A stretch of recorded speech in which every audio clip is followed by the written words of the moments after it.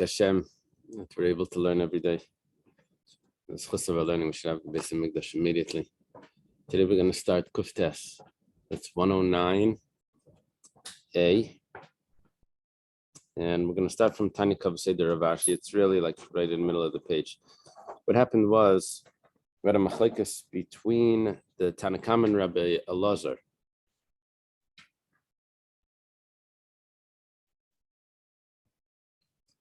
Machlekes was that if a woman was married and divorced, then the husband marries her again and dies. So can the brothers do yibum?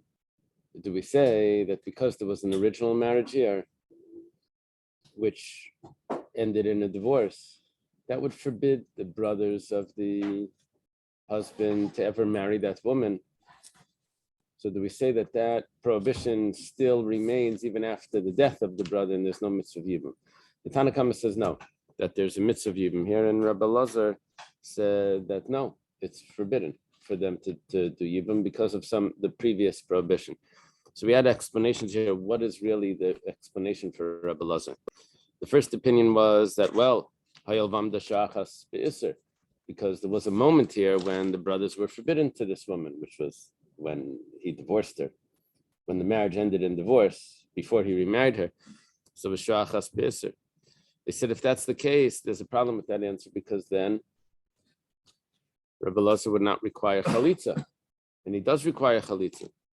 So we had an answer from Abaya that, well, we're not sure if it's considered shachas be'isr, so that's why there's a requirement for chalitza. Rava said that people will think that maybe he only divorced her. He never remarried her. They know about divorce. That makes it to the newspapers. But the remarriage didn't make it to the newspapers, so to the media. So that's why people are going to think that Yibam is being performed after a divorce. He's not Yibam, he's marrying his sister-in-law after a divorce, which is a problem.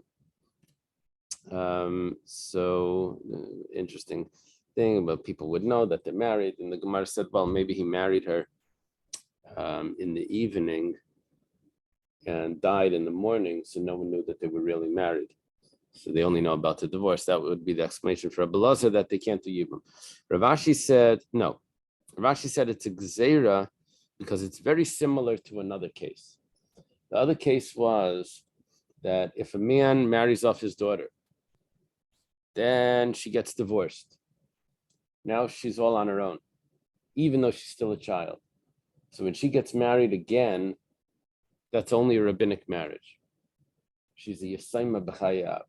Okay, now, in that case, if the husband then passes away, so she can't do Yibam, according to everyone, because she's a divorcee from biblical law. And from rabbinic law, she's a widow. So we don't say that the rabbinic law has any strength over the biblical law. And because she's from biblical law, she's a divorcee.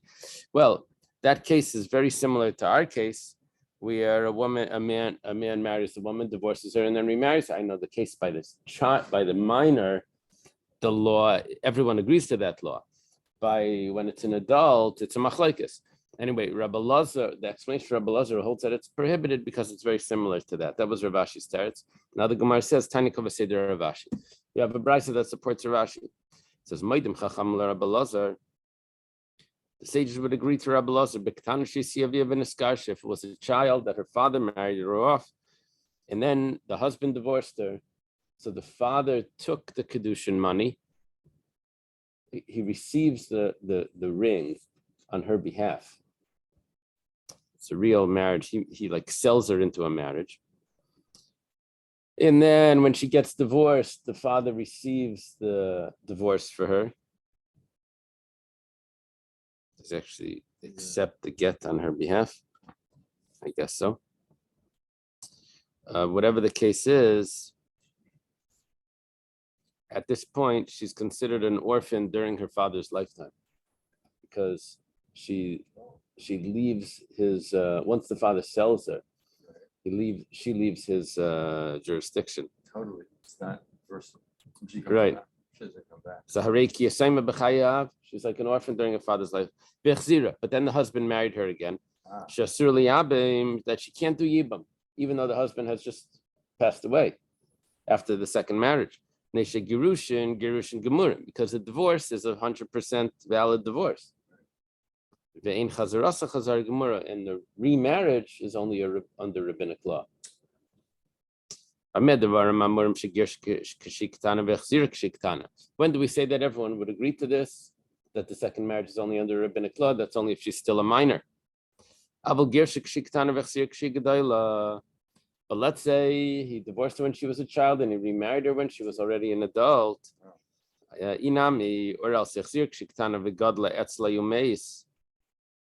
Or else, another option is she reached maturity now, even though he remarried her while she was a child, but she's already reached maturity. So in that case, then the sages would say that you can do chalitza or yibam because both marriages are of equal status, first one and the second one. However, comes along Rabbi Lazar and tells us, Mishum Rabbi Lazar mechaletzes v'leimus yabemes. That was Rabbi Lazar's opinion when we said in the Mishnah, Rabbi Lazar oiser, because the case is similar. What we're seeing from this brisa is that the cases are connected. The reason for the case, Rabbi Lazar forbids yibam by a remarriage is because it's similar to the case of the minor. Okay. Everybody knows about the minor case. Everyone agrees to that one. Yeah, so it's look-alike. Right, it's a look-alike. But Baimine Rava me Rav Nachman. Rava has a question from Rav Nachman. Nachman is older than Rava. Rav Nachman was a student of Rav and Shmuel. So, well older than Rava. Rava asked this question, maybe it's supposed to be Rabba. Asked the question, Yes, Rava. you have Rabba? Rava. Oh, so that's Rava. That's how he spells Rava. Yeah, with an A. He spells, is it? Yeah, that's Rava. Yeah, Rava. He said Rava. Okay. He asks Tsarasamahu. Okay, here's the case. This woman is married but then divorced. Then she gets remarried. She's an adult the whole time. It's a regular marriage. So Rabbi Lazar held that you can't do yibam on this woman. The brother-in-law cannot marry. Why? Because it ended in a divorce the first time. And then there's a remarriage. That's very similar to the case of the child that's divorced and remarried. And by the child, you can't do yibam because the second marriage it doesn't have any strength over the first marriage because the second marriage was only rabbinic law. And the first marriage is biblical law, which ended in a divorce. So the divorce is much stronger than the second marriage. And he can't marry the brother's wife. So because those cases are similar, Rabbi Lazar says that you can't do yibam even if it was an adult. And the second marriage is as strong as the first marriage. You can't do it. What about doing yibam on the co-wife? That's the question. Can you do yibam on the co-wife? Hamalei, Rav Nachman responded, he gufa gzeira. The whole reason my yibam can't be done on this wife is only a rabbinic decree. And we're going to make a decree on a decree and prohibit a yibam even on the co-wife. Mar says, 1 second. 1 second. But we have a brisa. So I don't know why he was asking the question if he knew the brisa. We have a brisa that says that they both need to do chalitza, her and the co-wife. As we're talking about over here, that the co-wife was never divorced. The co-wife has no problem. So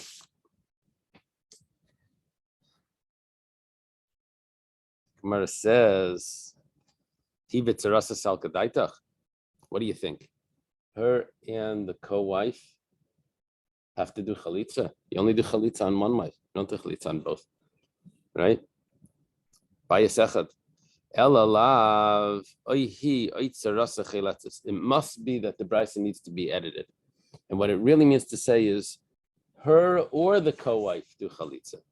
So the Gemara now says, didn't you just edit this brisa? So taritzachi, once you see it's up for emendation, so then let's amend the brisa however we want. And now how will we do it? We'll say he cheletzes. She has to do chalitza. Sarasa, but the co-wife cheletzes bemes can do chalitza yibam. Rav Nachman would be right. The brisa we just had to edit, so we'll edit it how we have to edit it to make Rav Nachman right. Okay. Now we have a new Mishnah. You do that? That's what they do. Change that. Once it's up for once it's under enable editing. Yeah. Okay. Like once you have a permit to change something in your house, then you can they can just make sure they don't see the garbage. All right. We have a Mishnah. Shnei achin nesu and l'shtei achayis ketanis. Okay. It's supposed to be maybe same as ketanis. You have two brothers married to two sisters. This Mishnah we quoted many times in the earlier prakim. You see the problem already coming up. If one of them dies, Yibam is going to be complicated because not only is he marrying his brother's wife, but he's also marrying his wife's sister. And for that, there was never a heter for. There's only a heter, an allowance to marry his deceased brother's widow. So she would be compelled to do chalitza. Yeah, it's going to be either maybe even no chalitza, maybe nothing's necessary. We'll see. First case was that they're ketanis. Ketanis means that there's a possibility for miyun. One of them can walk out there. Well, the husband of one of them passes away.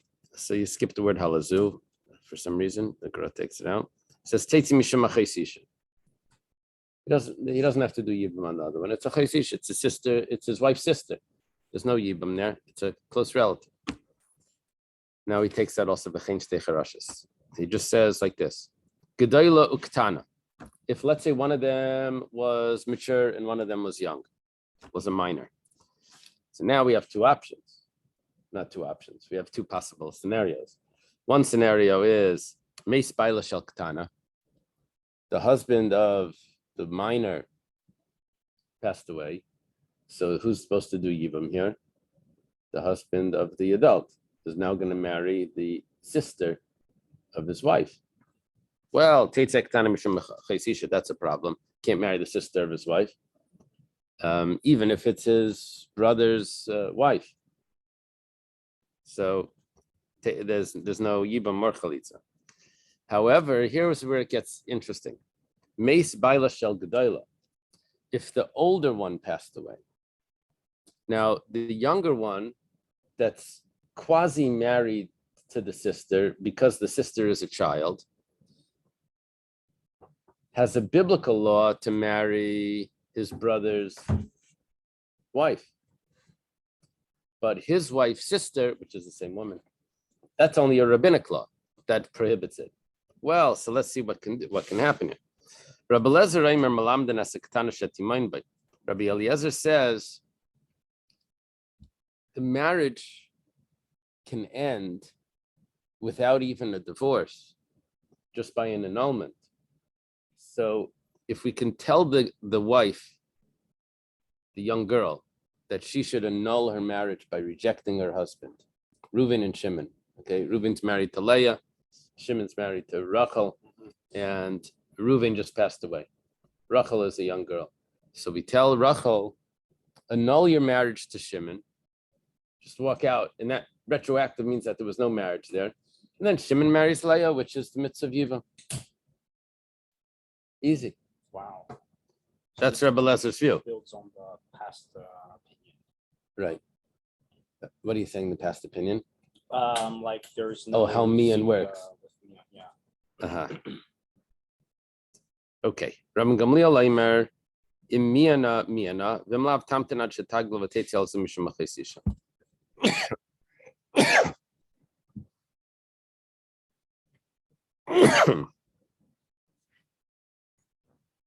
He says, can't do chalitza. Don't do chalitza. That's going to mess everything up. Because chalitza to the older one is going to make his wife, the young one, achos chalutzase, the sister. He'll be forbidden to his wife, so you can't do chalitza. If she does miyan, then she does miyan, then fine. If not, then just wait until she grows up. And she'll become his full wife. And then the sister just falls off. The widow sister, that Zika will just fall off. It just disappears because it's going to be his wife's sister, which has no mitzvah of Yibam. So he can postpone what the Mia. He doesn't have to do Mian. Just wait, and then she'll become the full. Then she'll become his full wife, which would mean that this is going to be his wife's sister, and then he won't have to do anything.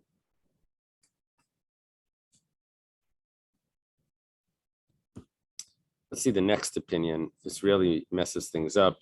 Rabbi Shua says, so we have Rabbi Eliezer, Rabbi Gamliel, and Rabbi Yeshua. We said like really three at the same generation. In the this is a teacher of Rabbi Akiva, teachers of Rabbi Akiva. You would have Rabbi Eliezer, Rabbi Gamliel, and Rabbi Yeshua, three here right on this row. Look at that. The founders. What does Rabbi Yeshua say? He says, it's really supposed to be,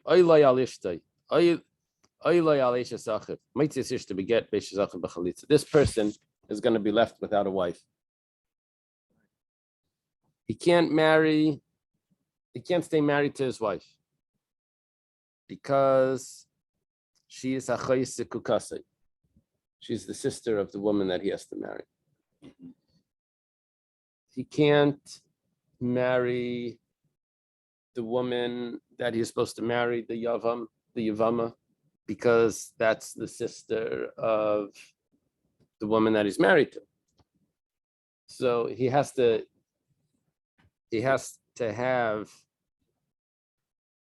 divorce his wife, and he also has to do chalitza on the sister. Why can't she do mian? We're going to see in the Gemara. Rabbi Shua doesn't want to do mian. Okay. That's the Mishnah. Let's take a look what the Gemara says. The first opinion over here in this complicated case where there was two sisters, one was older and one was younger. So the first opinion was Rebbe Lezer, where Rebbe Lezer says that you teach the young girl to do mian, that she should annul her marriage, and that will leave a clear road for Yibam for the sister. The Gemara says, Mishari, do we train the girl to do miyan? V'hatani bar kapara loyla yid bakadam b'shleisha dvarim yisrach m'shleisha dvarim. Bar kapara. Where's Bar kapara? He's a student of Rebbe. Bar kapara. He's a student of Rebbe. Bar kapara taught that a person should cleave to three things, and he should distance himself from three things. Well, what are the three things that he should be connected to? It says, B'chalitza, b'avashel, b'faras nadarim. Chalitza, Why should he specifically do chalitza over Yibam? We'll see in the Gemara.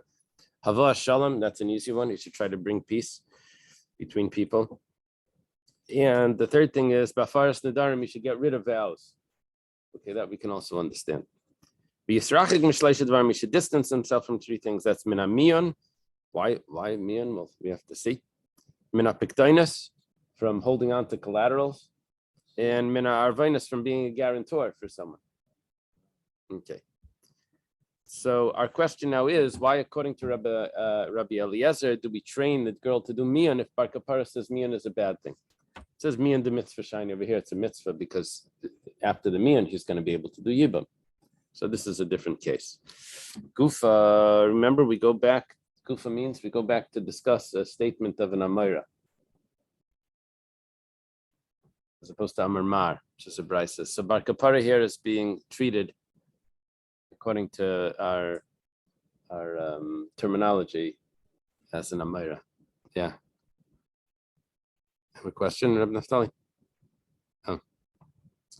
Okay, so Gufa Tani Bar Kapara taught. Tani means that it's a brisa, and Gufa means that it's an Amira. It's no contradiction, because we have Amirayim in brises. Yeah, not in Mishnayos. Like Rabbi Shua ben Levi is considered an Amira, and he's in the brisa in Pirkei Avos, right? In the sixth parak. The sixth parak of Pirkei Avos is not a Mishnah; it's a brisa. Okay. Was taught La'ilam Yidvakana B'Shleisha Dvarim B'Chalitza, and who does that fit like? Kabashal. Yeah, Reb Naftali, you mentioned this yesterday. The Tanya B'Shal Aimer Hakainis Es Yevam L'Shem Nay L'Shem Yis L'Shem Davracha Kila Pagea Be'erva the Karev Bein Elias Avlad Mamzer. There's a very strict opinion about the intention in the marriage, in the Yibam marriage. Abashal's opinion is that he could only allowed to marry the sister-in-law, his brother's wife, the brother's widow, if his intention is to upkeep the namesake of his brother. But if he likes her because she's beautiful, or for some other reason, maybe she's wealthy, good cook, right? So then it's as if he's marrying a woman that's forbidden to him because of the intention. And he says he believes that the child should be considered a mamzer because why? Because he married a sister-in-law, and it wasn't the mitzvah of Yibam because the intention was wrong.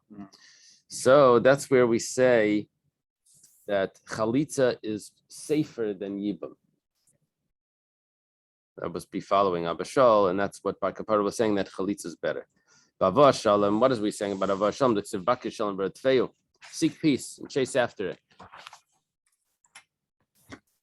Yeah.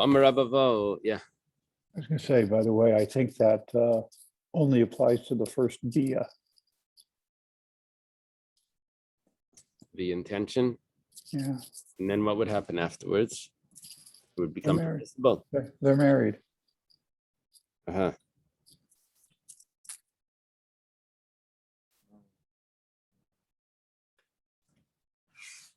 Very interesting. I have to look at that to see, because the prohibition would still be of the brother-in-law would still be there.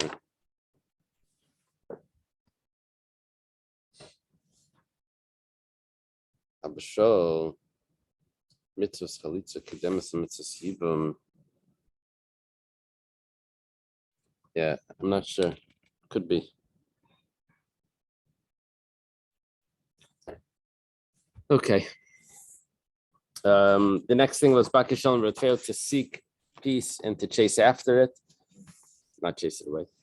Amar Rabavo says, Asi Redifa. We learn this as Xer Shava. It says by us Raidif Ratfeo, and it says by Ksiv Hacha Bakishal and Ratfeo, to seek peace. Ksiv Hasam Raidif Tzedakah v'Chasadim Tzedakah Tzedakah v'Kavod. Someone that chases after righteousness and kindness will find life, righteousness, and honor in the world to come. But this is referring to Gemilas Chasadim.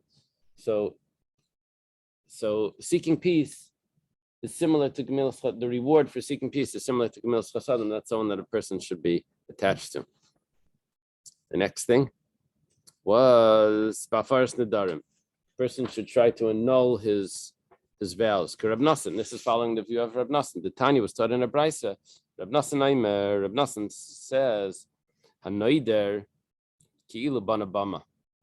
Someone that takes a vow, it's as if he builds an altar during the time of the prohibition of having private altars, or possibly an altar for Avodah Zarah. Possibly there's two different Gemaras here, but ours is Kila Banabama, at least the way Rashi explains it here. Shas or Bamis. There's other places where it's explained differently. And Fahamakai, and someone that fulfills the vow, Kilu Hikrav ala Karban. It's as if he brought a sacrifice on it, which is the real problem. Whoa. So why does it get worse? I'm not sure. But he learns it from a pasuk. The pasuk says, pasuk says that if a person makes a vow, he has to bring it to takes a vow to bring a sacrifice. He has to bring it to the base of Mikdash. We should not delay the vow. If a person doesn't vow, then he'll be saved from sin. And now he said, what Rab Nosson, the way Rab Nosson learns that is that the vow itself is the sin. Not saved from sin because he won't keep it. Saved from sin because the vow is the sin. He shouldn't be vowing. He still has a personal altar though. Is that separate? He should annul it. He should know the vow. He shouldn't have made the vow. Yeah, but once he made it, he should annul it. Here we said hafaras nadarim, but it probably means hataras nadarim, that he should go to the chacham and get it annulled. But that's a vow to make an offering on a personal altar, which is prohibited anyway. No, you're mixing the two things. It's two things. He takes a vow. Right. He should go and annul it. When he takes the vow, that's symbolic. It's as if it looks like he's doing something positive. Oh, such a holy guy, look, he's building an altar. But really, that's a prohibition. So the taking of the vow, which looks really nice, is really a prohibition. Yeah. Yeah, it doesn't explain why fulfilling the vow is a double sin. It's as if he built a personal altar. Yeah. He doesn't really build one. Right. And Now it says Yisrachik Mishleisha Dvarim, he should distance himself from three things. What are the three things he should be distanced from? Mina miyunin, from miyun.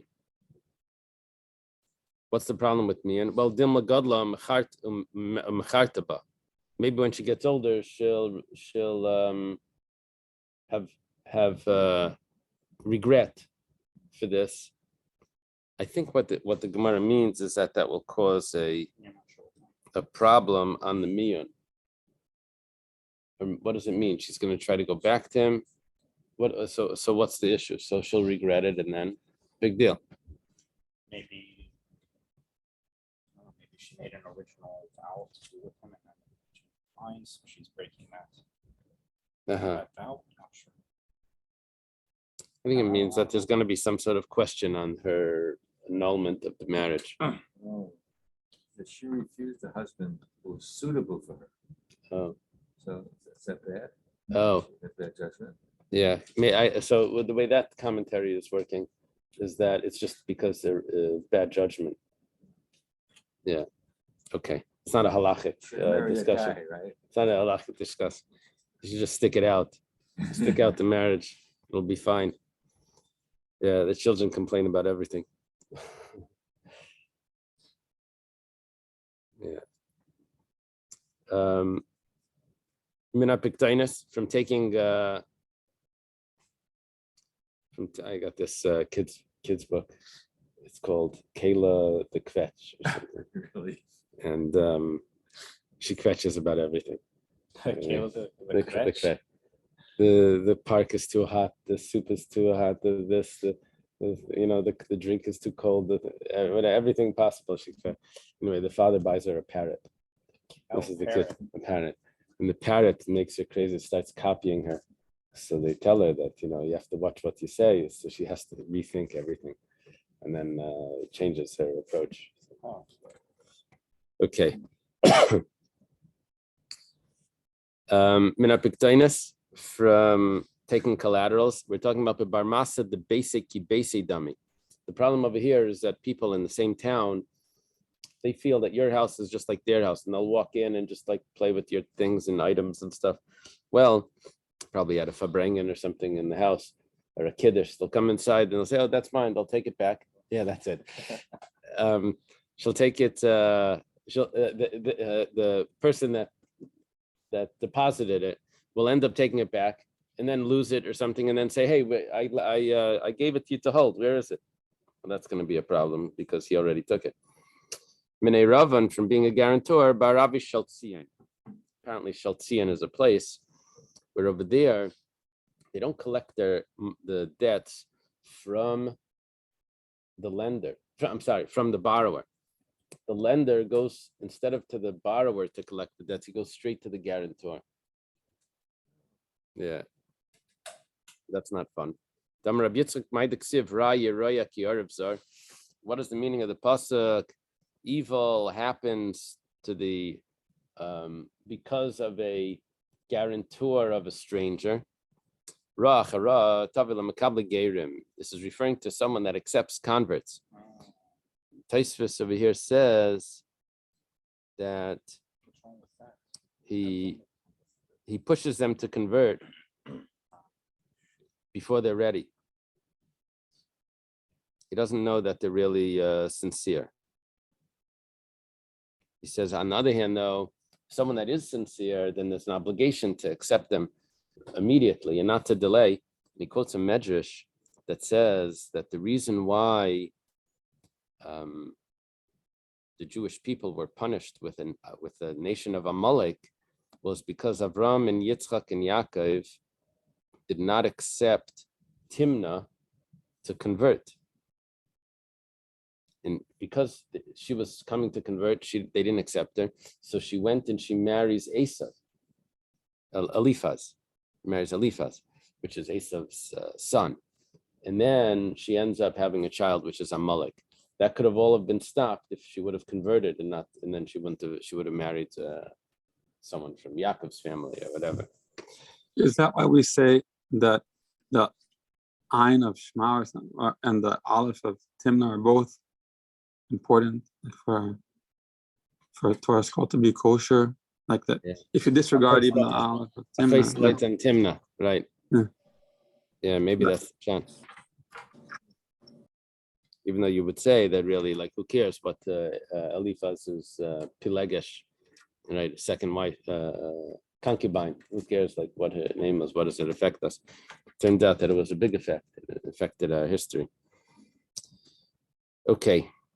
And then Taisus also quotes that Hillel was converting people on the spot, even though maybe there was some problem there. This one fellow wanted to teach him the whole Torah while he stands on one foot. Someone else wants to become a Kohen Gadol. Someone else wants only the Torah Shebeksav, not the Torah Shebal Peh. And Hillel just converts them right away. Well, he was able to tell that they were sincere, and there's an obligation, someone sincere, to accept right away. So what's our Gemara talking about? When they're not sincere. Ula arave shel tzia, ula arve shel tzian, will tikatzmel dvar alacha. Someone that becomes a guarantor of the Shaltzian people, that they take it, and also someone that pushes himself into the law. What does this mean? We'll see in a second. Mikable gerim, someone that accepts converts. That the convert is difficult to the Jewish people as leprosy on the skin. Several interpretations here. One interpretation is, like we said, that when they're not sincere. It's on 47b. There's a Tosfos here. They're not careful with the mitzvahs. And therefore, the Jewish people will copy them. That would be similar to like the Erev Rav that joined. They were not good for us. Another pshat is that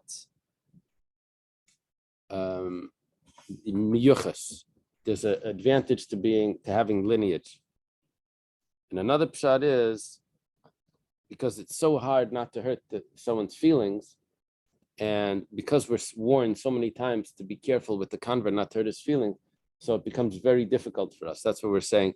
that you always have to be careful not to hurt a convert's feelings. And then there's this great shot from the Tesis Yeshenim. He says that the convert becomes even more strict about the laws, more strict even than the Jew from birth, and it makes us look bad.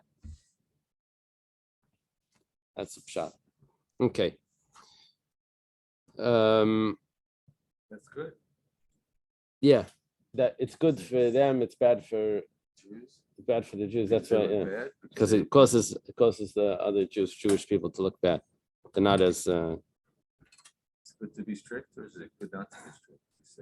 Yeah, I heard there was a rabbi in his congregants where the minyan started, but they went inside the kitchen to say some l'chaim and have some chalent before the. Anyway, they saw that something was wrong. The fire was out. Something. Anyway, so they said, let's call in a non-Jew. So it turns out there was one person that was learning to convert. He was in the show. So they said, let's call him in, whatever his name. So they said, no, he's davening. That's the story. So he's the one that's davening. You can't bother him. Okay. Aravi Shaltzian, the Abdi Shalaf Dutz, what is going on over here? Shalaf means they withdraw, and Dutz is they thrust in. That means they don't collect from the borrower, and then they go straight to the guarantor. What's the problem of Tekatz Miladvar Alacha? The Tanya Rabbi Yisrael Koloimer Ein Like Torah, Ein Like Torah. Rabbi Yisrael says anyone that says I don't have Torah, he doesn't have Torah. It's a pshita, obviously. Ela Koloimer Ein Like Torah, Ein Like Ela Torah, Ein Like Ela Torah, Ein Like Ela Torah. Rather, what it means is someone that says, I only have Torah. So that's all he has is Torah. And it says, Honami Pshita. Well, that's obvious as well. It says, Ella Dafilu Torah. Really, it means that he doesn't even have Torah. If all he has is Torah, then he doesn't even have that. My timer. Wow. Why is that? What's the reason? Amar Rav Papa. Rav Papa says, Amar Kra. You will study and you will fulfill. Only if you're fulfilling do you have the mitzvah of the study. If you don't fulfill, person doesn't fulfill, then he doesn't have the study either. The whole study is to be able to keep, right? It's not just academic. Another interpretation is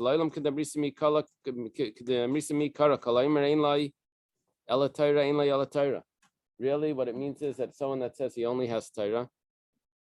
And we asked that, well, that's obvious. If that's all he has, that's all he has. He says, no, it's not so obvious. His students are fulfilling. So, maybe you could say, look, he says, look, I'm not keeping it, but my students are keeping it and I'm teaching them. So I should get at least some reward from them for their keeping of what I'm teaching them. Kamash Malan, he doesn't get the reward for that. He would get the reward if he'd be keeping it. But just to get a reward just because they're keeping it, that doesn't work. Why not? They wouldn't have it, be able to do it without their having learned it. If he gets no scarf or he's a full-time teacher and they're full-time doers, or they become doers. Taisus asked that question. Asked your question. He says, "What's the explanation for this? They're keeping. It's considered like mezakes arabim, So the teacher goes to Gehenna and the students go to Gan Eden. Yeah.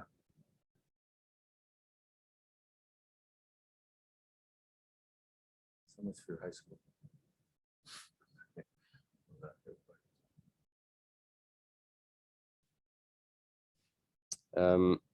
Without attention. Taisus says over here that Kasha L'ri Acher, Reb Meir learned by him, and Acher went off. Yeah. What's the question? So it should be Ein Chet Bal Yadai. If Mizakes Arabim, he helps someone else, he should be protected. Why wasn't Acher protected? The answer, Taisus' answer is that maybe he was already bad before he taught him. what was wrong with the Acher before? What was wrong before? It says that he had Greek music in his house. He also had books of Tzedukim that he was reading. He was falling out from. I guess he was hiding them under his kapata.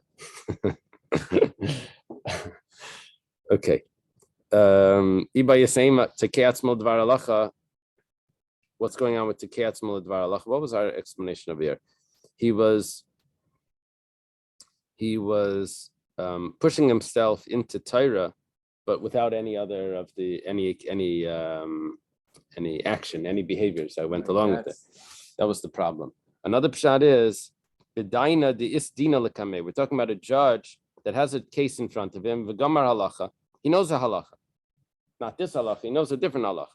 Umadami milsel and milsel. He starts doing comparisons. The islay rabba, but he does have a teacher of Layazal Mashal, but he doesn't ask the teacher if his comparisons are good. I mean, that's the whole issue. Yeah, everyone's making comparisons, but is that actually a good comparison?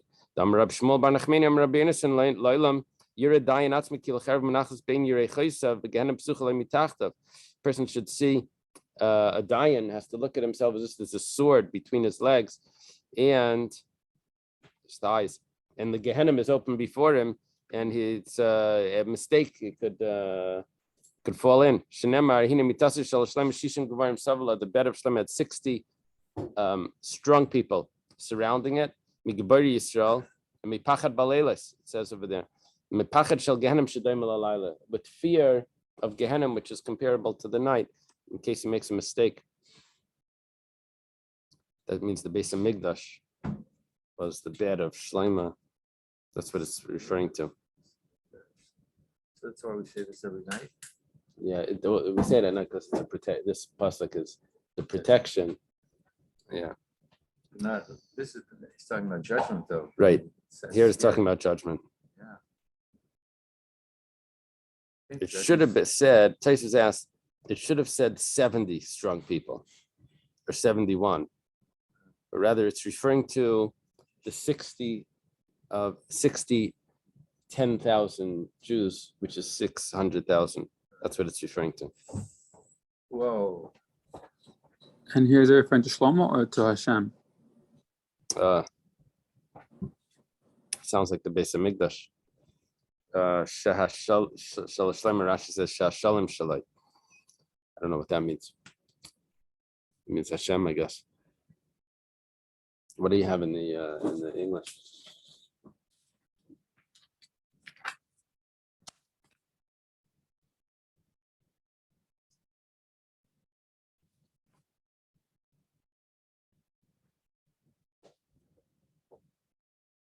I don't know. It doesn't explain that. Okay. From Gamliel Aimer, we go back to law. The halachas. We got a little break. Yeah.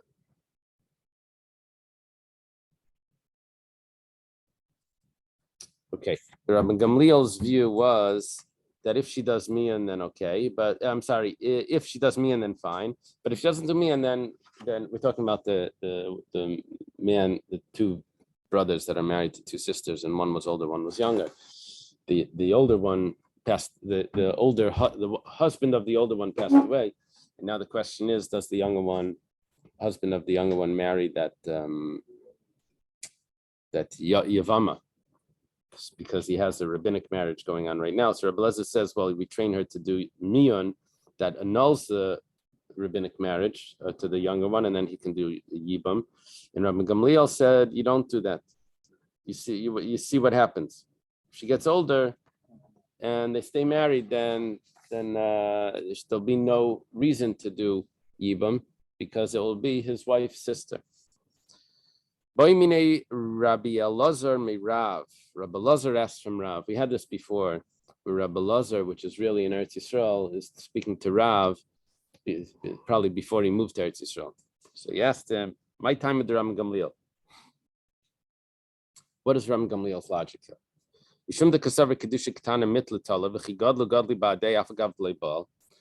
do we say that when this young girl reaches maturity and she's still together with her husband, the original marriage takes effect?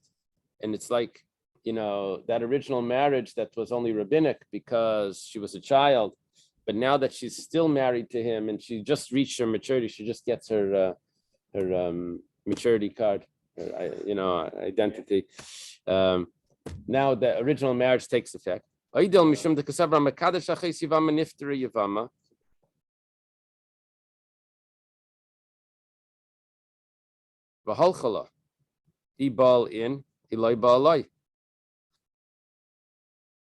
Or is it that when he lives with her after she reaches maturity, then that's considered a new kedushin?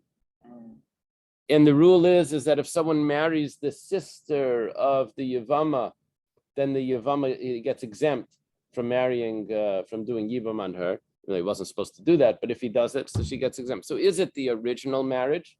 Or is it that there's a new marriage that's taking place when she reaches maturity because he has relations with her? Amalei, Rab responds, there's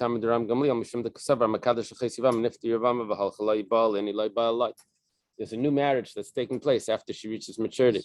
It's not the original marriage. Take into effect when she menstruates? Or? No, actually, no. It has to do with her 2 hairs and bas mitzvah.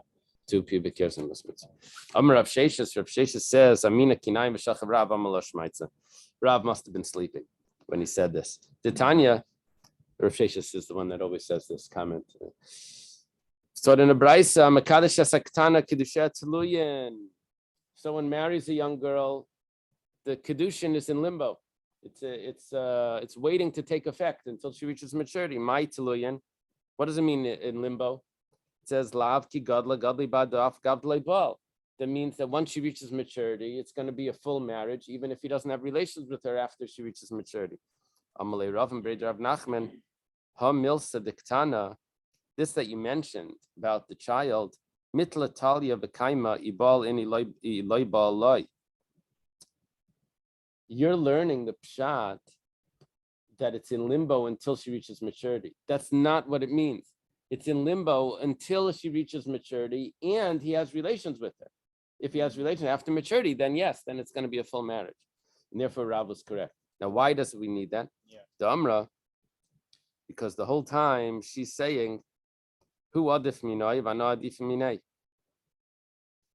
He has an advantage over me that he can divorce me whenever he wants. That's why it's not a good marriage. And He has to give a get. he has to give a get, Just, but nevertheless, and I have an advantage over him because I could walk out whenever I want. Well, he has the disadvantage because he has to give a get. Yeah, but he can give a get against her will. And she can walk out on him against his will. So Until she's at the age of maturity. until she reaches the age of maturity. Now that's why it's in limbo until then. The Sava Rav, does Rav really hold?